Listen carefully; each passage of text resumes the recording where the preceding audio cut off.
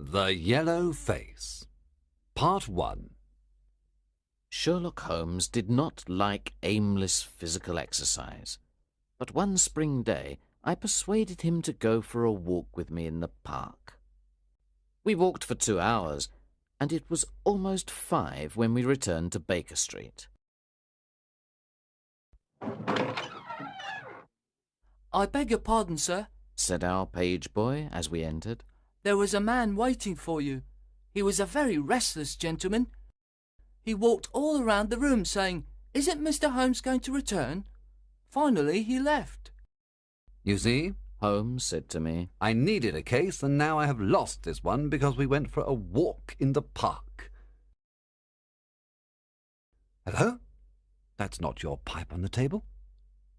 Well, that man must have a very big problem, because he left his pipe. It is obvious that he likes this particular pipe very much.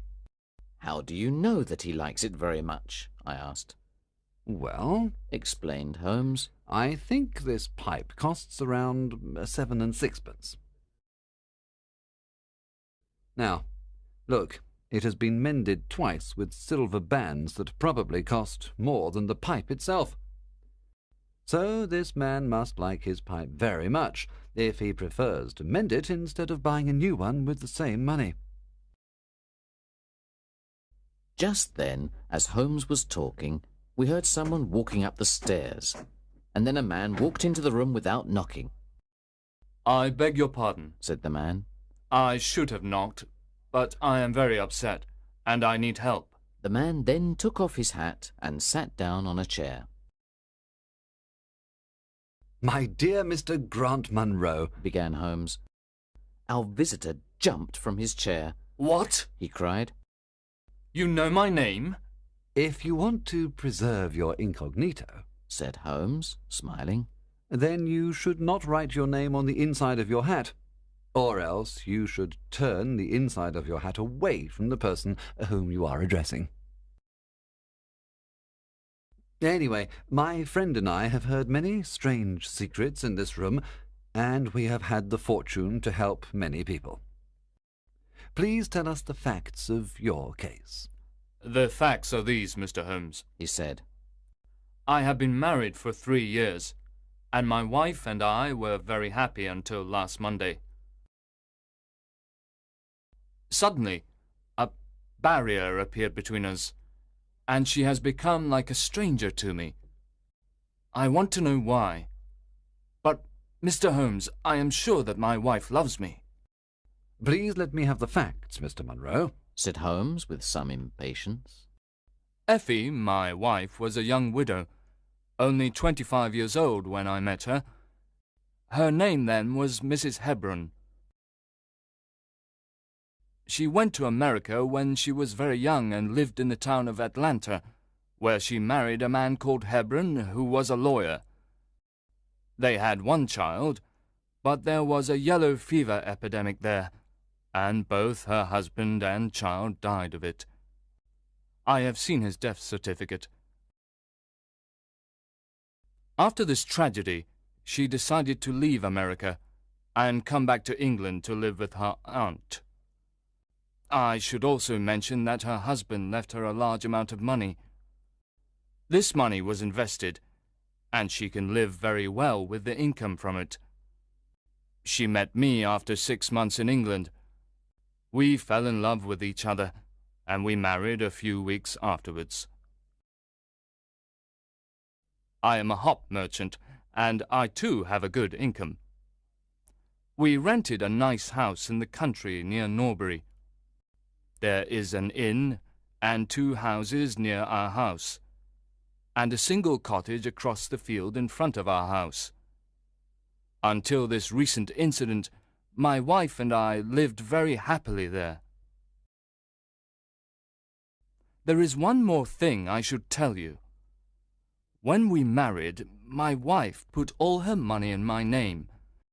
I did not think this was a good idea, but she insisted. Well, about 6 weeks ago, she came and asked me for some. "Jack," She said, when you took my money, you said that if I ever wanted some, I should just ask you. Certainly, I said. It's your money. How much do you want? £100, She said. What for? I asked, very surprised by the large amount. Oh, She said playfully. you said that you were only my banker, and bankers never ask questions, you know. I was not happy about this because this was the first time that there was a secret between us. I gave her the cheque and forgot about the matter. It may have nothing to do with what happened afterwards, but I thought that I should mention it. Anyway, I told you that there is a cottage near our house. Well, I like walking past that cottage, and last Monday, as I walked past the cottage, I saw an empty van going away from the cottage and furniture in front of the cottage. Someone was finally going to live there. I was looking at the cottage when suddenly I saw a face watching me from an upper window.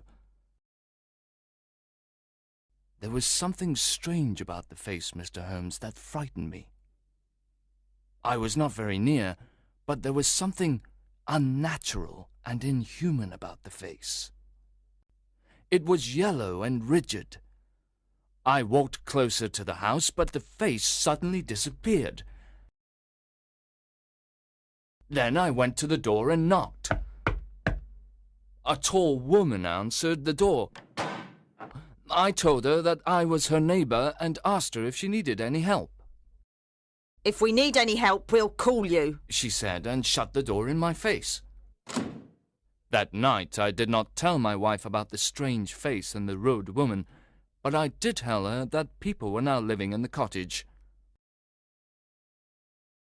That same night, something strange happened. In the middle of the night, when I was not completely asleep, I became aware that my wife was dressed and was leaving the room. She looked very frightened and nervous. I waited for about 20 minutes, and then she returned. "Where have you been, Effie?" I asked as she entered. She moved back quickly with fright. Are you awake, Jack? She cried with a nervous laugh. She told me that she had wanted some fresh air, but I did not believe her. What was my wife hiding from me? The next day I had to go to the city, but I was so worried about my wife that I returned early to Norbury at about 1 o'clock. Walking home, I went past the cottage. I stopped for a minute in front of it to look for that strange face. As I stood there, imagine my surprise, Mr. Holmes, when the door suddenly opened and my wife walked out. Oh, Jack! She said. I came here to see if our new neighbours needed anything. Why are you looking at me like that? Are you angry with me? So, I said, this is where you went during the night. What do you mean? She cried. You came here. I am sure of it. Who are these people? I have not been here before. I know you are not telling me the truth. I'm going to enter the cottage and discover the truth. Please don't go in, Jack. She cried. I promise that I will tell you everything someday, but if you enter now, you will cause great sadness. Then she held me tightly, and I tried to push her off. Trust me, Jack. She cried. You will not be sorry. If you come home with me, all will be well. If you force your way into that cottage, our marriage is finished. I will trust you, I said, if you promise never to come here again. She was greatly relieved. Then, as we started to leave, I looked up, and there was that yellow face watching us out of the upper window. What link could there be between that creature and my wife? After that, everything went well. But one day I returned home early. I discovered that my wife had been to the cottage again, so I went to the cottage. I walked into the house and found no one. But upstairs I found a comfortable room, and on the mantelpiece stood a full-length photograph of my wife. I am sure that our maid had warned them that I was arriving, and they all went away. That is why I didn't find anyone there. When I saw my wife again, I told her that there could be no peace between us until she told me the truth. That was yesterday, Mr. Holmes, and then I decided to come and see you for help. After hearing this strange story, Holmes sat silent for a few minutes, thinking. Then he said, "Are you sure that the yellow face was a man's face?" Each time I saw it, he replied. I saw it from a distance, so I am not sure. "When did your wife ask you for the money?" Asked Holmes. Almost 2 months ago. "Have you ever seen a photograph of her first husband?" No, there was a great fire in Atlanta after her husband's death, and all her papers were destroyed. "And yet she had a death certificate. Have you ever seen it?" Yes, she got a duplicate after the fire. "Have you ever met anyone who knew your wife in America?" No, "Has she ever talked about visiting America again?" no, "Has she ever received letters from there?" no, I don't think so. "Thank you. Concluded Holmes. Now, go back to Norbury, and when you see that those people have returned to the cottage, call us. It will be easy to solve this mystery." Part 2. Then Mr. Grant Munro left, and Holmes and I discussed the case. "I am afraid that this is a case of blackmail," Said Holmes. And who is the blackmailer? I asked. "Well, it must be that creature with the yellow face." "Upon my word, Watson, there is something very attractive about that yellow face at the window, and I would not miss this case for worlds." Have you got a theory? I asked. "Yes. Holmes replied. I think her first husband is in the cottage. This is what I think happened. This woman was married in America. Her husband got a terrible disease. That is why he has that horrible yellow face. She ran away from him at last and came back to England, where she changed her name and started a new life. After 3 years of marriage, she feels safe again, but her first husband, or some unscrupulous woman attached to him, discovers where she lives. They write to her and tell her to send them £100, or they will tell her new husband everything. When her husband tells her that someone is living in the cottage, she knows that they are her blackmailers. In the middle of the night, while her husband is sleeping, she decides to go to the cottage. That night, she is not able to convince her blackmailers to leave her alone, so she returns the next day. That was when her husband saw her coming out of the house. She then promises her husband that she will not return, but she wants to get rid of her blackmailers. She decides to go again, and this time she brings a photograph, which they probably asked her for. Fortunately for her, her maid warns her that her husband is coming, and she and her blackmailers leave the house in time. Now we can do nothing except wait for Mr. Munro to call us, and then we will see if my theory is correct. We did not have to wait long. After tea, we received a message from Mr. Munro saying, "There are people in the house." That night, Holmes and I took a train to Norbury. Mr. Munro was waiting for us at the station, and he took us to the cottage. When we arrived there, Holmes asked Mr. Munro if he was sure he wanted to enter the cottage. Mr. Munro said he was sure, and we went to the door of the cottage. As we approached the door, a woman suddenly appeared. It was Effie. For God's sake, don't, Jack! She cried. Trust me! I have trusted you too long, Effie. He cried sternly. Let go of me. My friends and I are going to solve this mystery. We rushed up the stairs to the lighted room. In one corner there was a desk, and at that desk there appeared to be a little girl.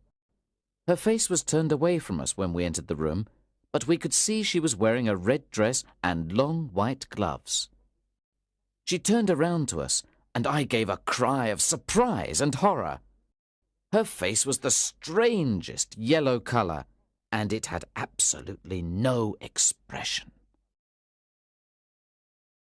A moment later the mystery was explained. Holmes, with a laugh, put his hand behind the ear of the little girl and pulled off the mask. And there was a little coal-black girl. She laughed. And I laughed too, but Grant Munro stood staring with his hand holding his throat. My God! He cried. What does this mean? I will tell you everything. Cried his wife with a proud face. You have forced me, and now we must both accept the situation. My husband died at Atlanta. My child survived. Your child? Cried Grant Munro. She pulled out a locket, and inside the locket was the picture of a very handsome and intelligent man, but a man who was obviously of African descent. This is John Hebron of Atlanta, said Mrs. Munro. And he was a very noble man. I cut myself off from my race to marry him, but I never regretted it for a moment. Unfortunately, our only child took after his people rather than mine. She's very dark, but she is my dear little girl. When the little girl heard these words, she ran to her mother. I left her in America with a trusted servant, Mrs. Munro continued, because she was not very healthy, but I never considered abandoning her.